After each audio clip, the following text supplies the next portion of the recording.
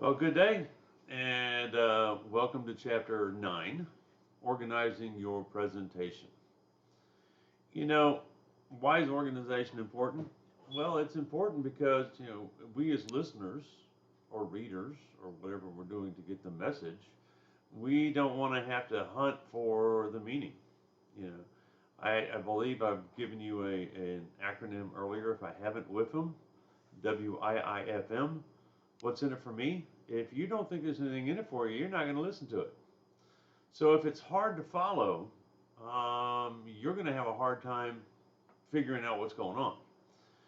Honestly, it's just easier on everybody concerned if it's organized. I mean, have you ever tried to listen to somebody and tried to figure out what they're talking about because they're rambling? Don't say me, okay? Well, it's very taxing, mentally taxing to try to figure out what's happening. So we need to organize stuff if we're going to be a good communicator. And long before the written word, stories were how we passed information on. Stories from fairy tales, Hansel and Gretel. I know y'all probably heard all those story tales or fairy tales when you were growing up. And many of them were originally designed and created because parents wanted to frighten their children not to go into the woods too far. And so it's a story they told them. And if you actually read some of those stories, they are much more gruesome than the softer version that we've been exposed to here in America centuries after they were written. So it was a way to pass on information. It was a way that history was passed on because we didn't have a way to write it down. And it's how we build communities and relationships. Before you could ever read, you learned about your family through stories. And it's still one of the main ways we use to communicate with people. But your narrative has to be coherent. And there's a couple of things that we're looking at. Narrative coherence and narrative fidelity. Does it make sense? Have any of you ever watched Judge Judy on TV? My wife loves Judge Judy. And Judge Judy often says things like, that doesn't make sense. If it doesn't make sense, it's not true. So narrative fidelity is the other one. Does it have a ring of truth to it? Does it ring true? Does it sound like it's plausible or possible? Currently, we have all kinds of political stuff going on. If you listen to some of the politicians, does their story sound like it's plausible? Or does it sound like it's a fairy tale? So when we make a presentation, we have to have coherence. Coherence, we have to be understood, and fidelity, it has to ring true. So how do you make a presentation? Well, there's a couple of different patterns that are suggested by most people. Chronological pattern. Tell a story in a date sequence. For example, if I wanted to tell you about the history of Columbus State University, I could start in 1958. And then go to the next major milestone, and the next one, the next one, the next one, up to today. You can actually go backwards as well. You can start with today, and this is where we are, but this is where we came from. You can have topical organization. Topical organization is separated into topics. For example, the outline that I have provided on Cougar View for squirrel fishing. It's topically divided. There's 3 different topics. There's history, there's equipment, and there's rules. And I could do it in equipment, rules, and history, or I could do it in rules, equipment, history, or I could do it in the way I laid it out, history, equipment, rules. It's separated by topics. Spatial is another one. Sometimes we have to tell stories and have a spatial reference to space. For example, if you asked me how to get to the downtown campus from main campus. I would probably reference Manchester Expressway, and go down to this place and hang a left at that, and maybe use landmarks to get you there. You know, turn left on College Boulevard, go down to Manchester Expressway, and turn left at the Burger King. Take it all the way down to Veterans Parkway and turn left at after the McDonald's. Um, Go down Veterans Parkway to 9th Avenue. Take a right. There's a Wolf's Automotive there. Go down 9th Avenue to Broadway, the corner of Broadway, and the Carpenter Building is on the left. Problem, cause, solution. Some people also call this causal, and often I've written it down, and students would say casual. It's like, no, it's not casual, it's causal. You know, this is the problem, this is what caused it, and this is how we fix it. Some texts just refer to problem cause, and they don't throw solution in there, but I think solution needs to be there. But it needs to actually be coherent. You know, Vern was walking down the street and a car backfired, Vern had a heart attack. It may have happened at the same time, but the backfire, the boom, did not cause the heart attack. Vern quit doing PT and started eating all kinds of fatty foods and gained a lot of weight, and that's why he had the heart attack. Not because of the car backfiring. So if there's a problem, cause, solution, you need to actually identify the problem, identify what caused it, and how do you fix it. And then the last one the book talks about is Monroe's motivated sequence. This old guy named Monroe, he figured there was a couple of things you needed to do. And this is more for, in my opinion anyway, for persuasive presentations. I mean, some of it falls in for informative as well. You'll see when I get to the end what I'm talking about. The first thing you do is get their attention. You know, you see these TV commercials all the time with little sad puppy dogs and kitty cats, and they're homeless and they're hungry and it's cold out. That's done to get your attention. Then you describe what the need is. Well, we need to have a no-kill animal shelter in Columbus. And I believe we have one, but let's just go down this path. So we have these animals running around and we need a shelter. And it's not their fault. You know, they didn't ask to come into this world. They had some irresponsible owners and their animal got pregnant and they dumped them out, or they didn't lock them up and they let them run rampant. And now we have this infestation of animals, which we have fleas, and they spread around disease, or they bite people. So we need to do something. How do we satisfy that need? Well, we could, for example, tax all pet owners. Make them buy tags for their animals and ensure they have their shots, and have a fee on the tags that would pay for a shelter that would take care of the animals that the irresponsible owners let run around. Now visualize it. Next step.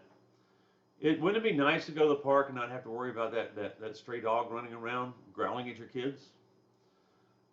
And wouldn't it be nice if that dog had it's not his fault. So let's say he's got a nice home, a warm bed to lay in, some food. He doesn't have to go trash can to trash can, possibly eat a bone, get sick, get plastic, whatever.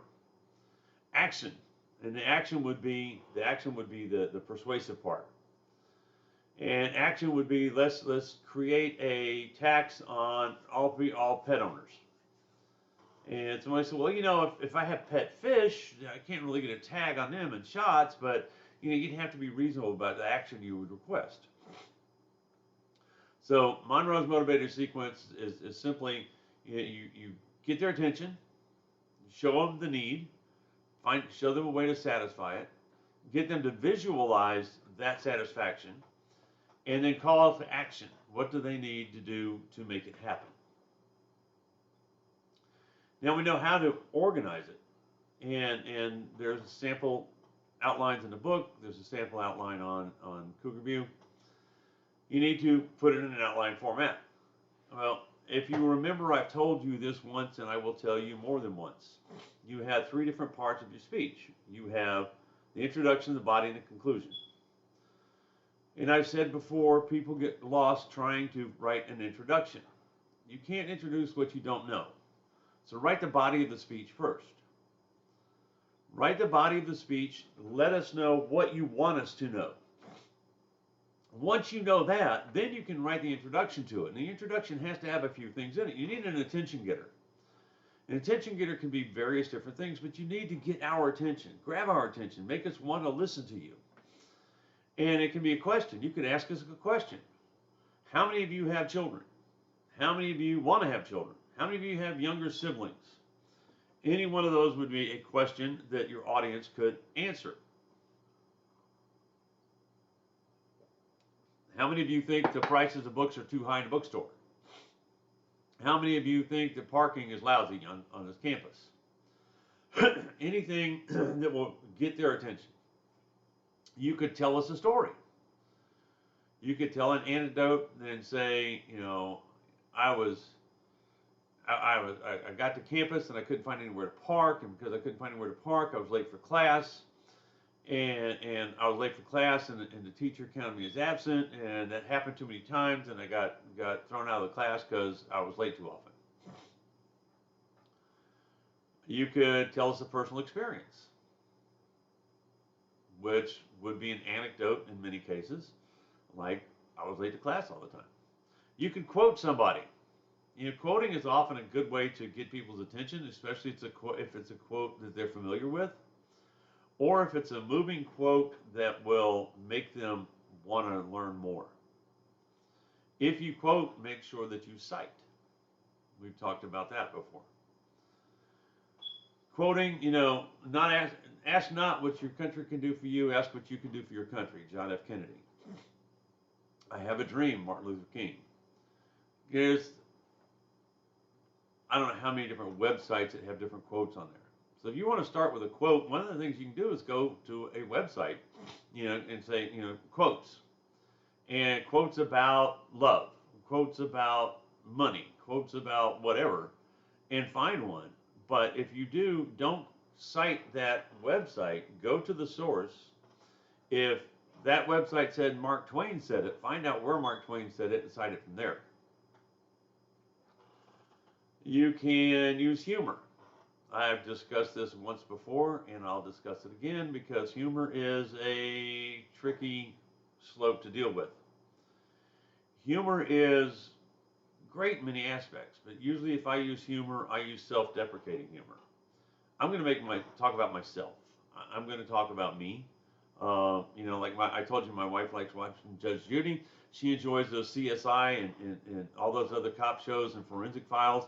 I think she's trying to figure out a way to get rid of me without getting caught.